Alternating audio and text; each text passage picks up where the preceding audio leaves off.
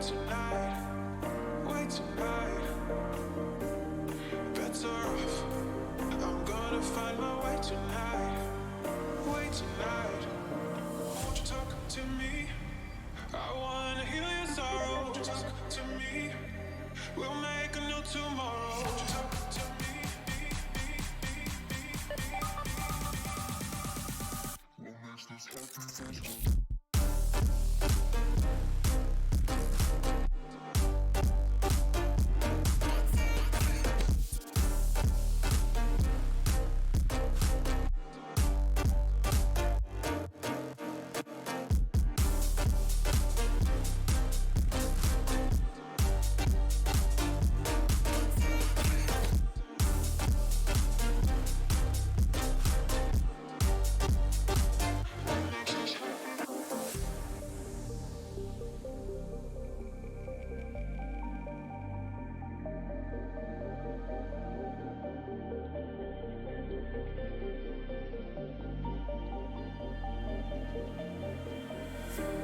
Showing off, don't wanna have to wait tonight, wait tonight.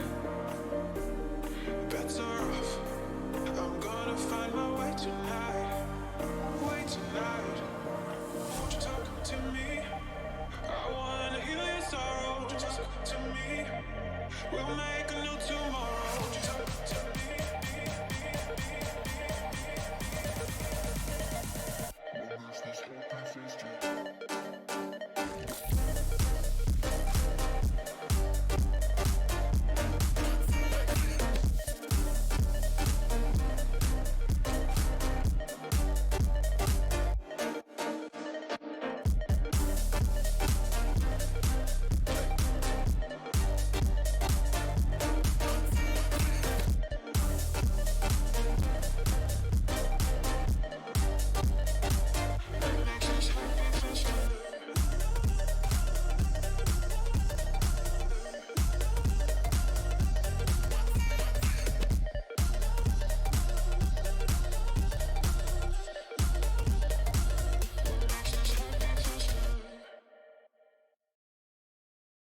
Okay, good evening. Here we are. Made it just in time. All right. So, we've got two more articles to go over tonight. The Vanished Colony of Arcadia, and then another one about the Templars, the Lost Treasure of the Knights Templar. So, we'll go over those two, or we'll read through those two. Let's see, how many more articles do we have in this section?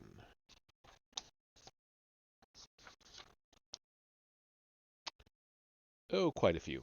Okay, so this is the first two in the section. We've got 6 total, so we'll do 2 per reading. So yeah. Okay, should be fairly interesting. I like reading about the Templars. I'm still a little bit confused as to where they're going with the whole forbidden religion part. I mean, yeah, okay, we're tying it in by way of Da Vinci Code and the theory that the Templars brought something back from Jerusalem that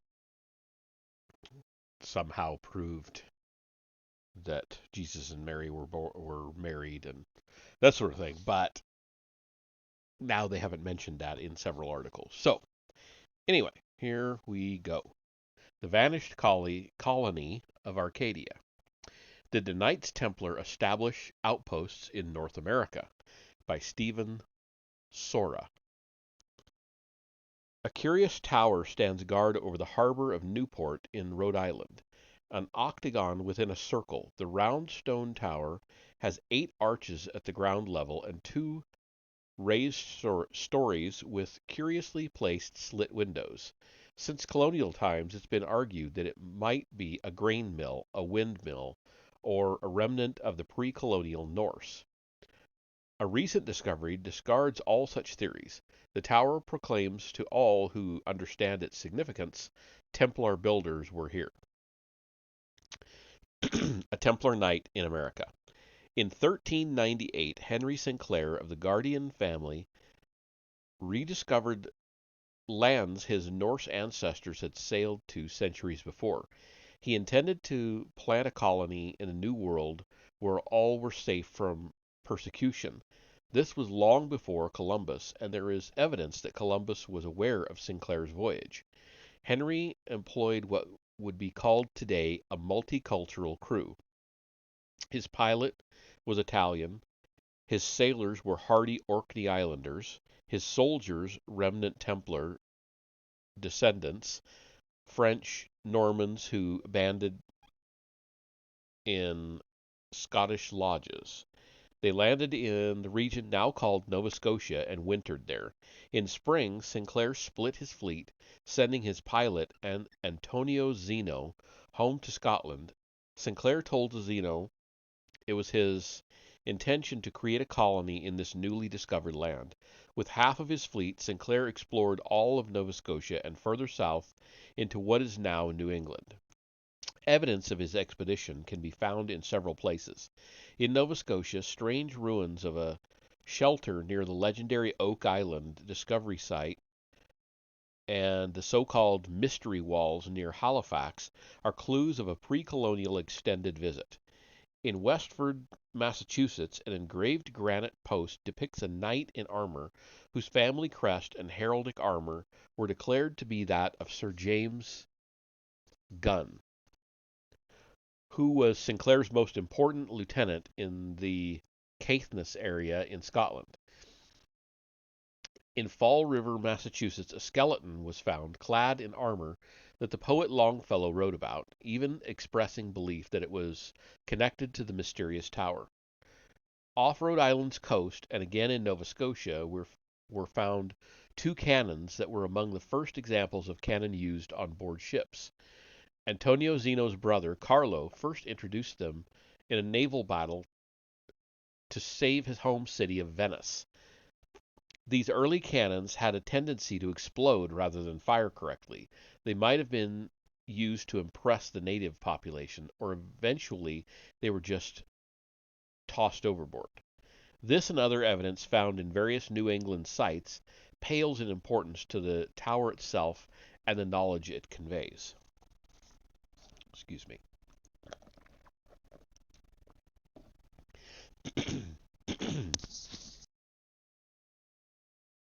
Excuse me. Warriors, builders, bankers, and mystics. The Templars were much more than an order of warrior monks who fought to save Jerusalem in the wars called the Crusades. They were adept in arts and sciences, banking and trade. They owned vast estates and built structures that exist today in Europe. Their most sacred architecture replicated the octagonal construction found in the Holy Sepulchre in Jerusalem. They built structures called baptisteries or lavabos that featured the same symbolism found in the baptismal font in any church. The circle represented the world and the 8 sides to a baptismal font or a baptistry represented the rebirth or resurrection that was and is the central tenet of the Christian faith. In such Christian symbolism, God created the world in 7 days. He started on Sunday and rested on the seventh day, Saturday, the Sabbath. The eighth day was again Sunday. Further symbolism is found in the story of the death of the Son, S-O-N. He is crucified and killed on Friday, enters the underworld for a time, and on Sunday, the eighth day of the week, he is resurrected. The similarity with pagan celebrations of the sun, S-U-N, is not much different. The sun appears at its weakest near the time of the winter solstice. The days grow shorter, and the day of the solstice itself is the shortest day of the year for those living north of the equator. While this astronomical procession has changed slightly over thousands of years, today this solstice happens on the 21st of December. The sun is then reborn, and the earth stays bright just a little longer each day until the summer solstice. The summer solstice occurs on the 21st of June, and not coincidentally, the only saint in Christian theology whose birthday is celebrated rather than the day of his death is St. John the Baptist. He is the one who makes way for the path of the Lord. In Celtic and pagan theology, John is the king who dies to make way for the new king. Like the symbolic death of John Barleycorn, John the Baptist is beheaded. The connection between Christian belief and pagan mythology goes beyond the sun message, the sunson message. Bonfires at midsummer and candles at Christmas were remnants of pre-Christian worship although the old traditions were never forgotten. The Roman religion that worshipped the invincible sun personalized God in the form of Mithra. Mithra was also born in a cave of a virgin and attended by 3 shepherds. His life mirrors that of Jesus in many ways, and his temple once stood where the Vatican stands today. Mithra was the god of soldiers and battle, whereas Jesus brought a message of peace. When the Templar Knights rode out of the Dark Ages in rural France to discover many new things in the Middle East, they would find simple pleasures like candy and sugar and startling new science that Islam had both preserved and fostered in universities. In addition to the architecture in Christian sites, many in ruins, the Templars would have visited the Umayyad Mosque of Damascus. One of the finest examples of architecture in the then modern world, it still stood in all its glory. It too employed octagonal features rare in Muslim architecture, but then this was no ordinary mosque. Built over the pagan temple of the Syro-Phoenician sun god Hadad, it never lost its original purpose. Hadad was the fertilizing sun. His relationship to the earth was critical, as he was needed to bring forth life. The mosque also preserved the head of John the Baptist. Muslims vowed tolerance toward all, and this particular mosque still invites those of all faiths, even Christians, to prayer. While both Christianity and Islam are guilty of concealing ancient roots, people do not forget. Even today, it is not unusual for a Muslim woman to enter Umayyad to pray at the monument to St. John in the hopes of having a child. Cynics might find a contradiction in such similarities between older and more modern religions, yet the Templars and later Freemasons viewed it differently. It was a message of tolerance. All gods are the way to the one God. A message in stone, Templar architecture.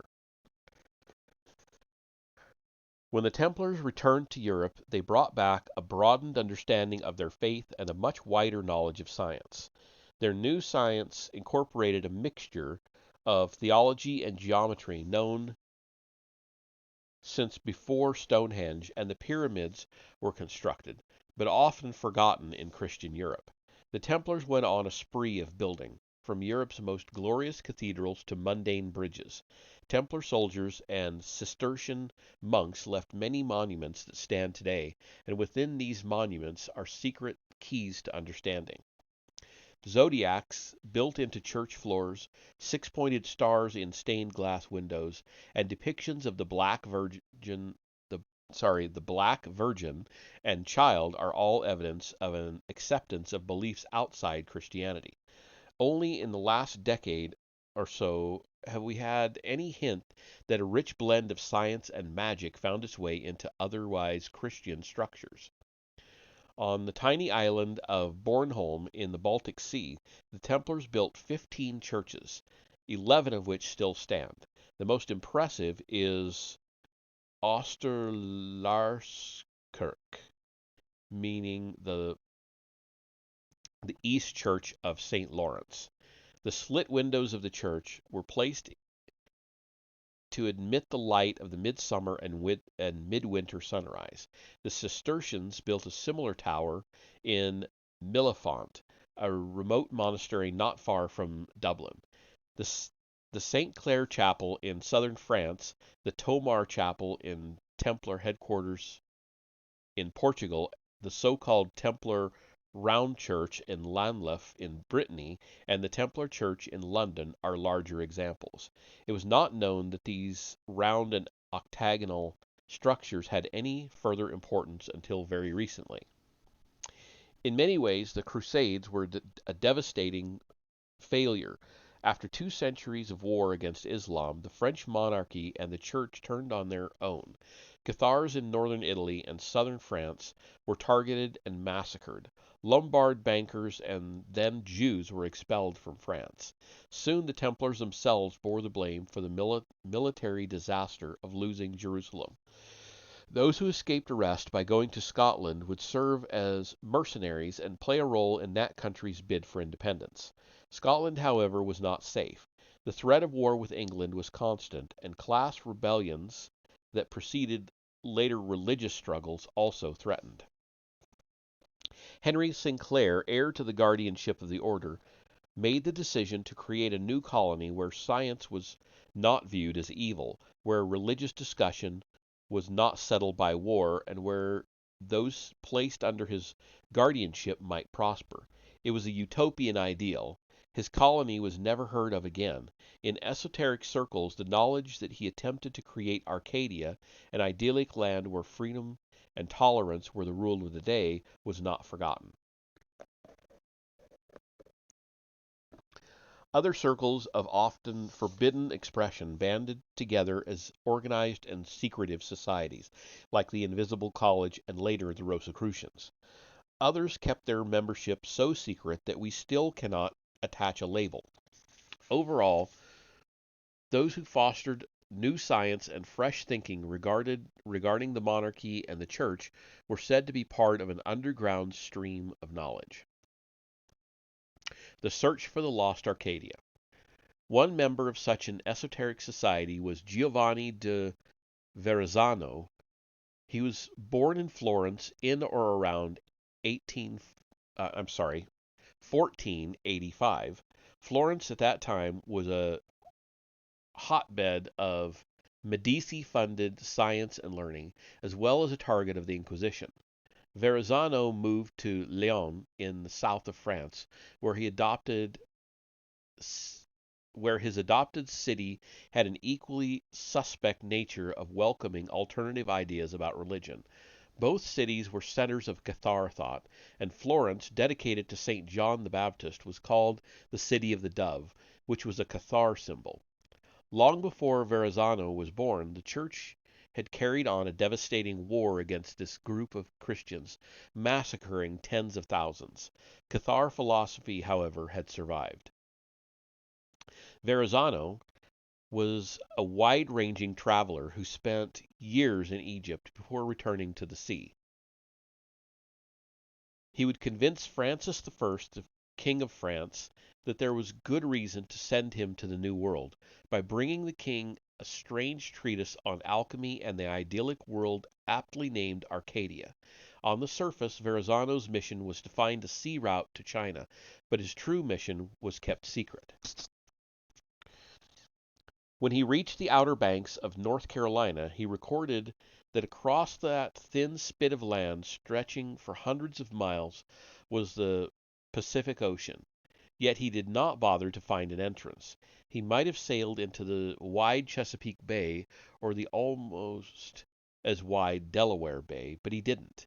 Instead, he passed the future New York City, which he named Angoulême, after a city whose symbol is a dragon writhing in flame, a notably Cathar device. From there he headed east away from his stated goal. The only place he stopped was Newport.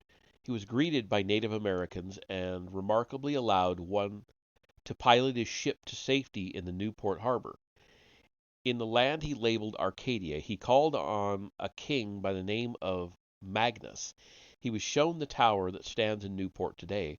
While he would have known it was a Templar baptistry, as there was one in his home in Europe, his brother Girolamo labeled it a Norman villa on the map they would create.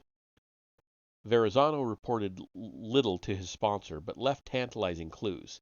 He described the Wampanoag people he met as peaceful and, quote, inclining to whiteness, end quote. He described his voyage, but not why he failed to explore further west.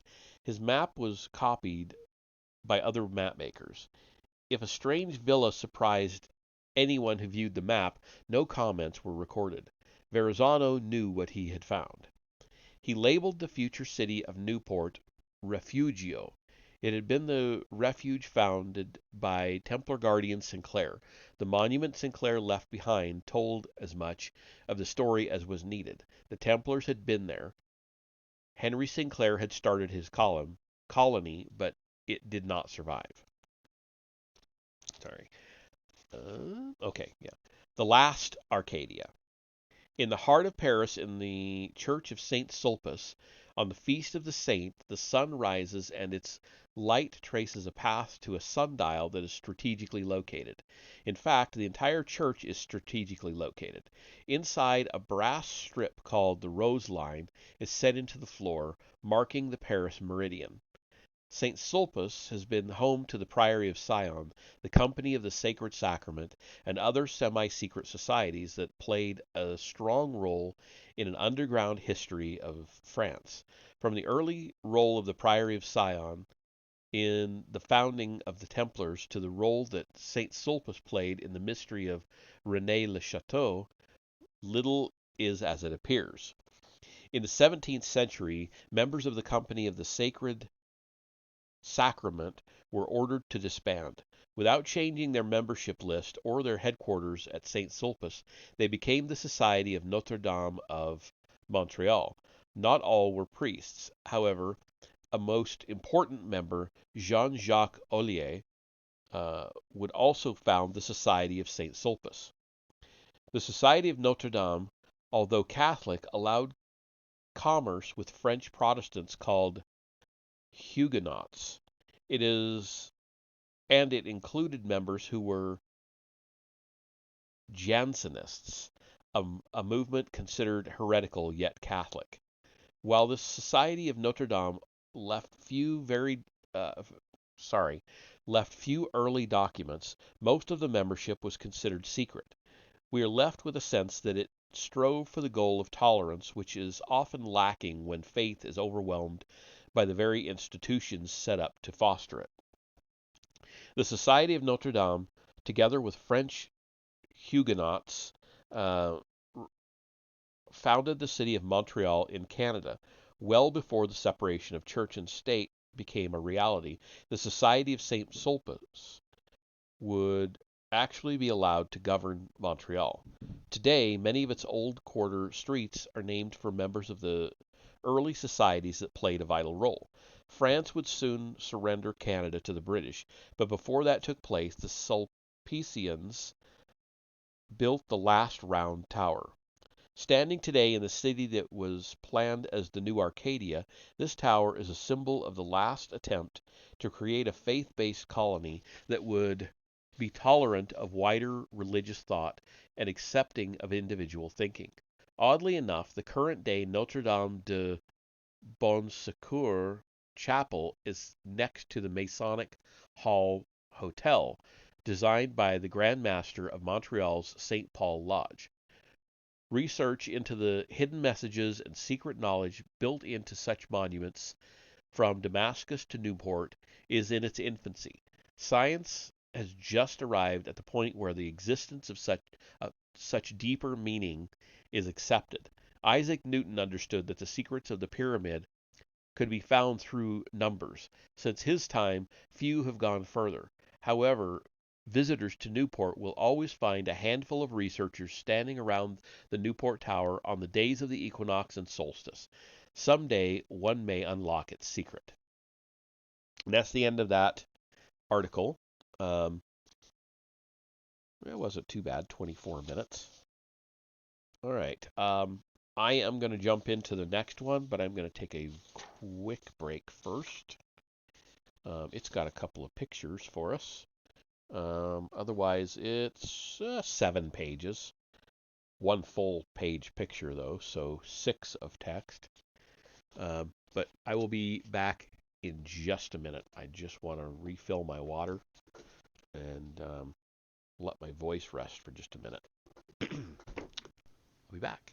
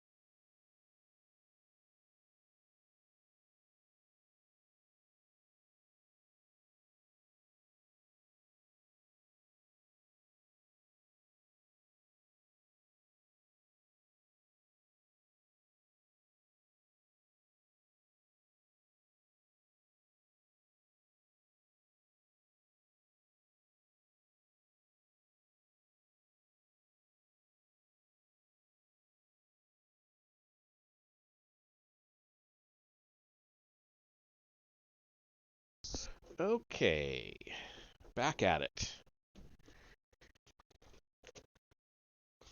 So, our next article is the lost treasure of the Knights Templar. Is it about to be found in North America? By Stephen Sora. So, same author as the last article.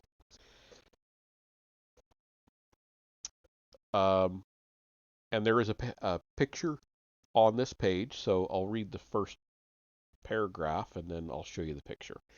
A small island off the fog-shrouded coast of Nova Scotia may conceal the world's greatest treasure, that of the Order of the Knights Templar. Missing since the 14th century, the treasure of the Templars is reputed to contain massive amounts of gold and silver bullion, the crown jewels of royal European families, religious artifacts sacred to both Judaism and Christianity, and documents that may be as explosive now as when they were buried. The current owner of what has been dubbed quote unquote the money pit estimates the value of the potential treasure to be more than $1 billion.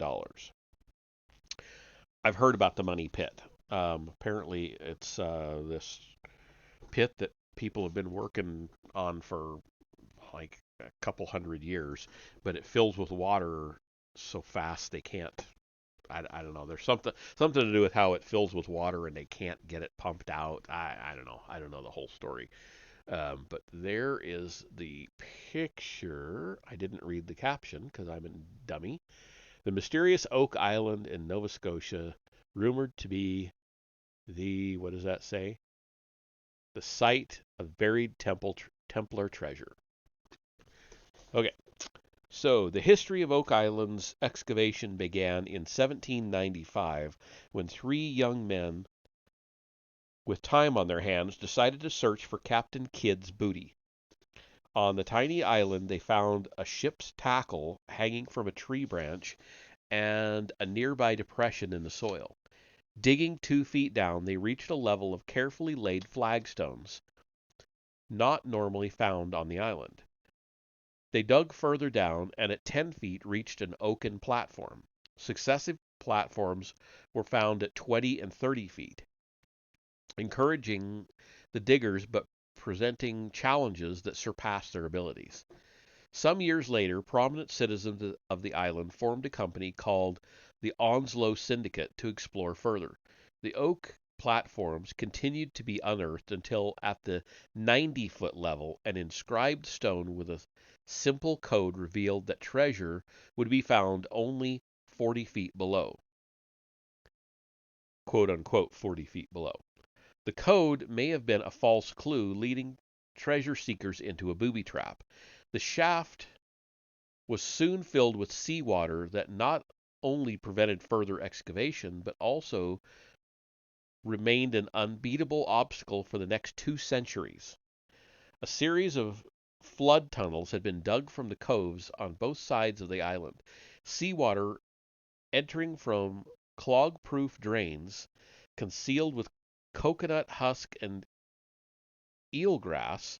For nearly 200 years, work has continued in an on and off fashion as one treasure hunter after another has invested one fortune after another in pumps, drills, cofferdams to stop the seawater, and even heavy construction machinery.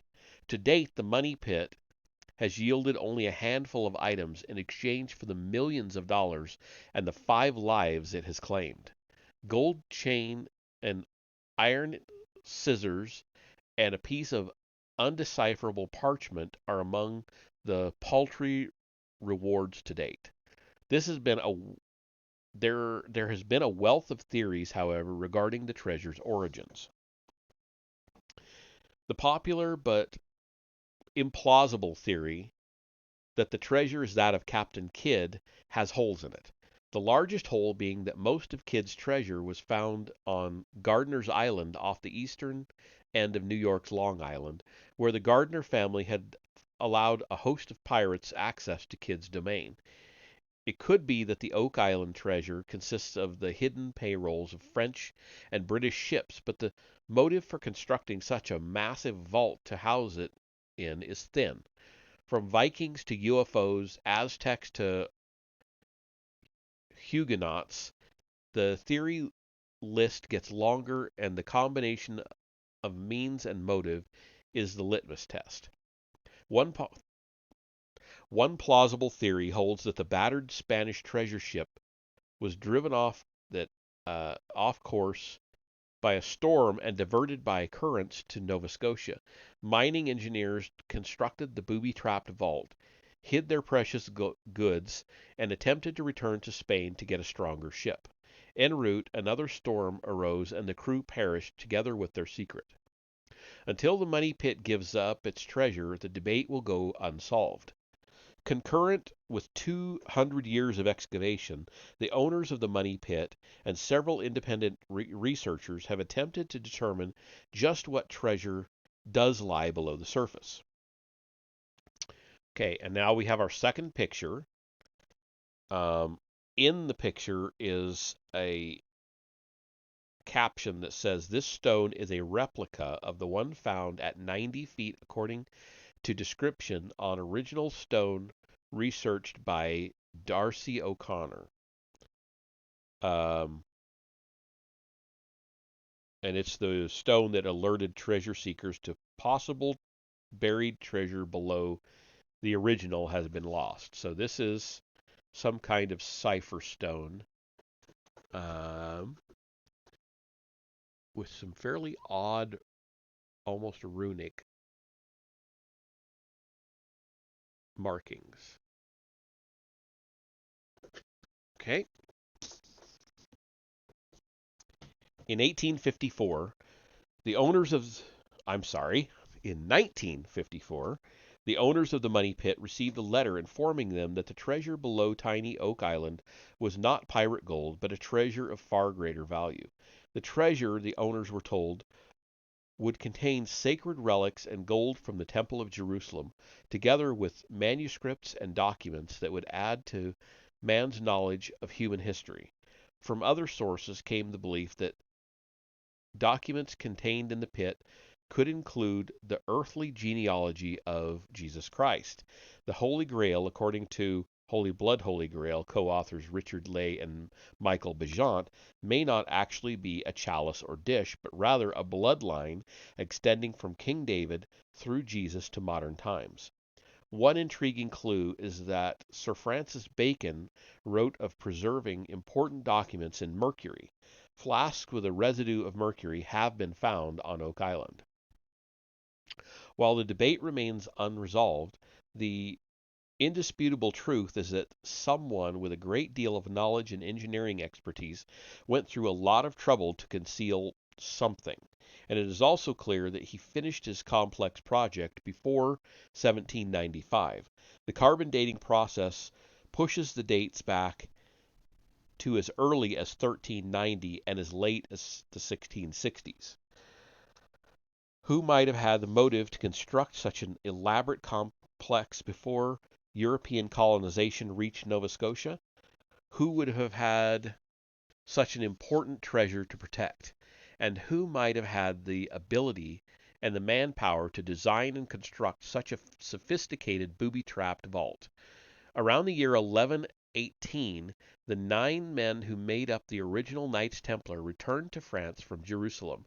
Ostensibly, their mission had been to make safe the roads for Christian pilgrims visiting the Holy Land, a seemingly overwhelming task for a mere handful of men.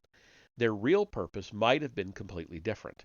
The early knights stationed themselves in the stables in Solomon's Temple and basically conducted a treasure hunt. When they returned to France, they received a hero's welcome and were the subject of St. Bernard's attention.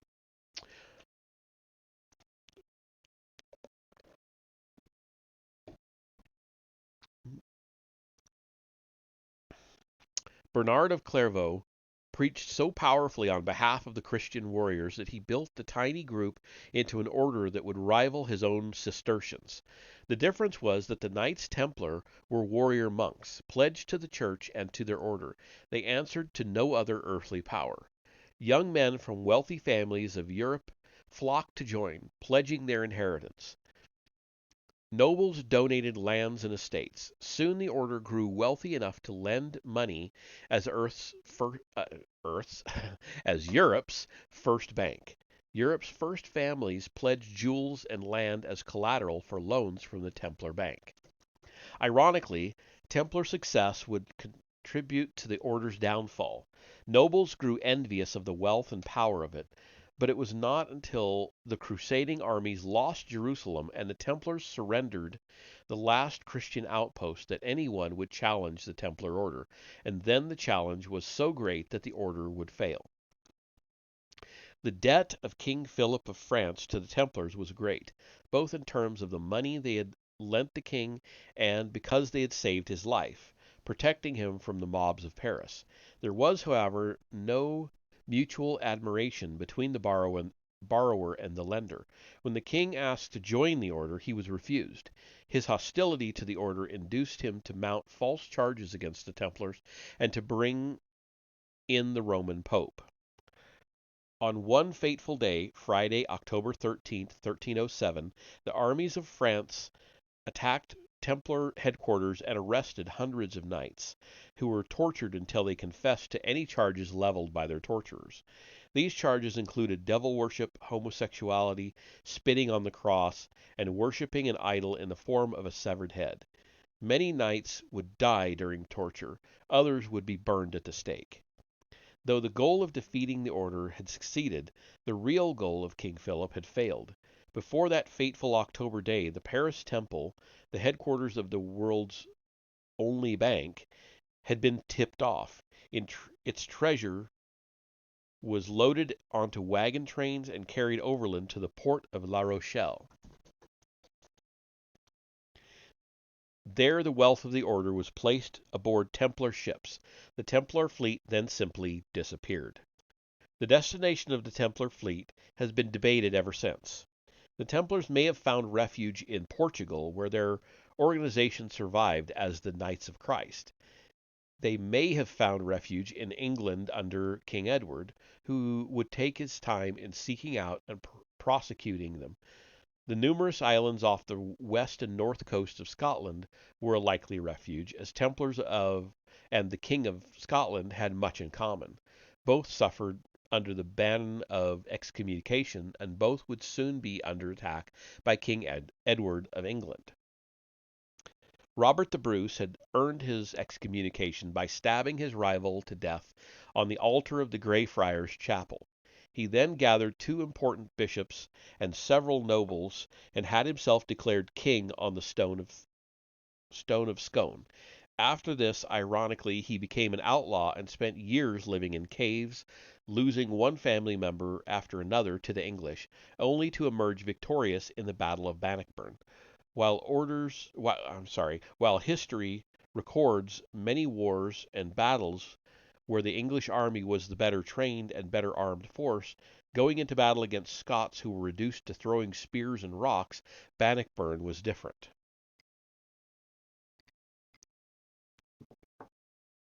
The Scottish forces at first seemed to retreat, only to pull the English army in.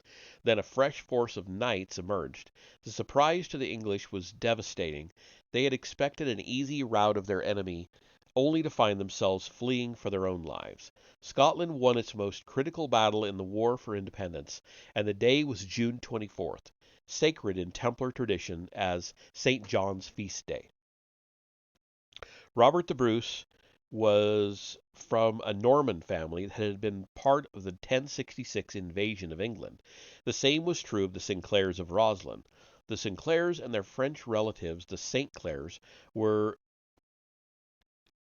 instrumental in creating the Knights Templar. In a time when families were often as powerful as nominal kings, both the French and the Scottish St. Clairs wielded great power. The Scottish branch would soon command a navy as great as any other in 14th century Europe, and their ancestral home became a headquarters for Templars in hiding.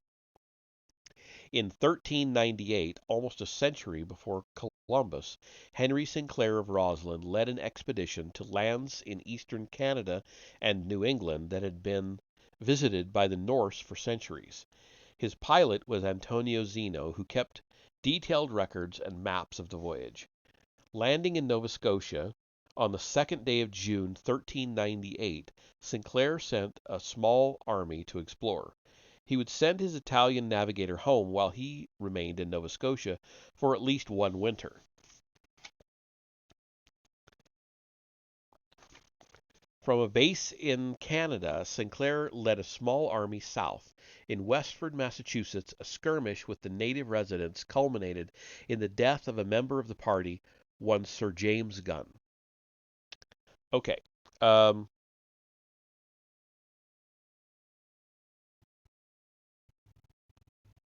so we have our full page picture that I mentioned earlier, and the caption is artist Tom Miller's conjectural image of Henry Sinclair's landing on Oak Island, Nova Scotia, in the summer of 1398. Okay, so I'll try to keep my fingers out of the way. And there's the whole picture. And then I'll come in here. So we've got up here in the upper part, you can see the ship there. And then their dinghies. And that would be Sinclair with his Templar cross on top of that staff. And the native is hiding, I want to say, because he's behind the dirt and grass there. I don't know. Okay. The Scottish force left a detailed carving in stone of the clan gun coat of arms, which is still visible today. Another knight, unidentified, died or was killed on the route south. His skeleton and suit of armor were discovered in Fall River in colonial times. The most remarkable monument to the Templar expedition was the construction of an octagonal Templar chapel in Newport, Rhode Island. Modeled after the Church of the Holy Sepulchre in Jerusalem, Templars would erect such structures in various places throughout Europe. The only other such temple back in Scotland was in Orkney, where the Sinclair family ruled. The Newport Tower would later become the center of great debate. Although the earliest European explorer to view the Rhode Island coast was Verrazano, who recorded it on his map, evidence of the pre-Columbian expedition would be brought home as well. Starting in 1436, the Sinclair family planned the construction of a remarkably complex chapel in Roslyn, with carvings of pagan heads and North American items such as corn husks and aloe, allegedly unknown in Europe until after Columbus. The Sinclairs employed construction workers, masons from all over to build their chapel and to construct in rock a massive hiding place that would hold a treasure as well as an army. Although the Masons arrived in 1436, actual work in Scotland did not begin until 1441. It would make little sense to employ workers for 5 years without putting them to a task. More likely, they were at work. The Sinclair fleet had brought their army of masons to the soon to be discovered New World. There they would construct the booby-trapped money pit, using engineering skills known to both the Templars and St. Bernard's Cistercians. The deep shaft, the long water tunnels, the false beach, and concealed drains were all put in place. For a century, the Templar treasure would rest safely in Roslyn Chapel. The descendants of the Templar Knights would become organized as Freemasons and employed and protected by the Sinclair family. When James II became king, he decreed the Sinclair family to be the hereditary guardians of the Freemasons. This connection has not been severed in Scotland. The affairs of state and religion, however, would soon bring the clan Sinclair to war again. Protestant mobs inspired by Calvin swept through Scotland. Their targets were icons in Catholic churches and the Sinclair family. Ardent Catholics gathered up the old the gold chalices, and other goods of churches they supported. The English crown, now in Protestant hands, rose against the families that controlled Scotland.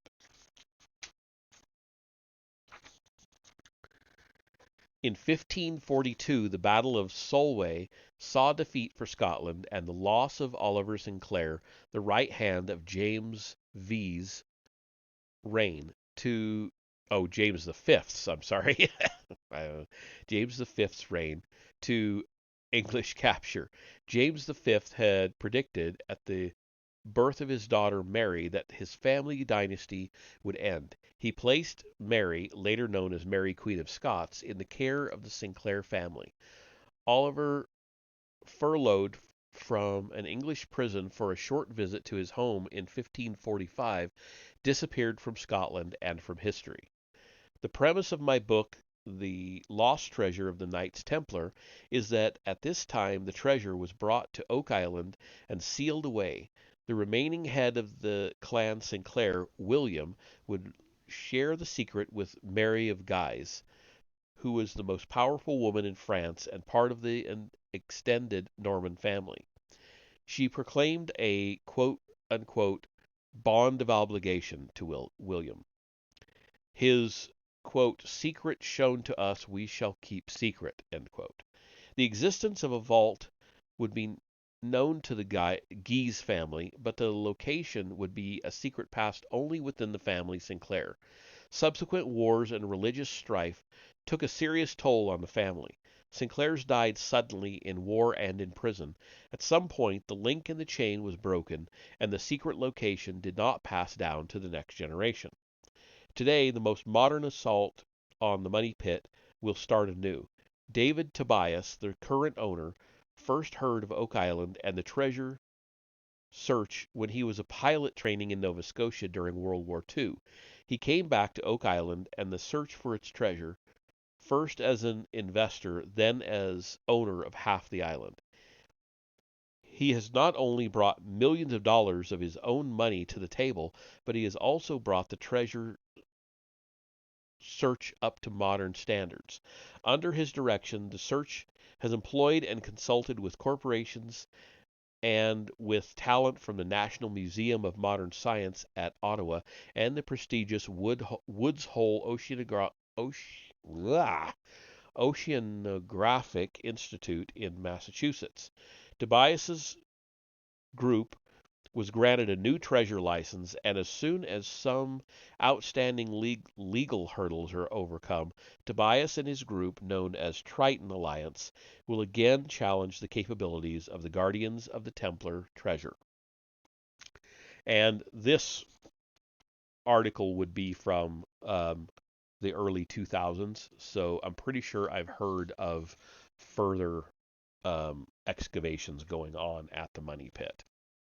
In fact, I think they even had the Money Pit in an episode of, I want to say it was Bones. I may be mistaken there, but I think it was Bones. They had so that was interesting. Threw a little bit of history into one of their episodes. But that will be it for this session. We'll get into the next two articles, which are also going to be on the Templars and that sort of thing. So we'll get into that on Thursday. For now, I'm going to end this session, and I'll come back for a little, at least a short session of We Happy Few. So I will see you all in just a little bit.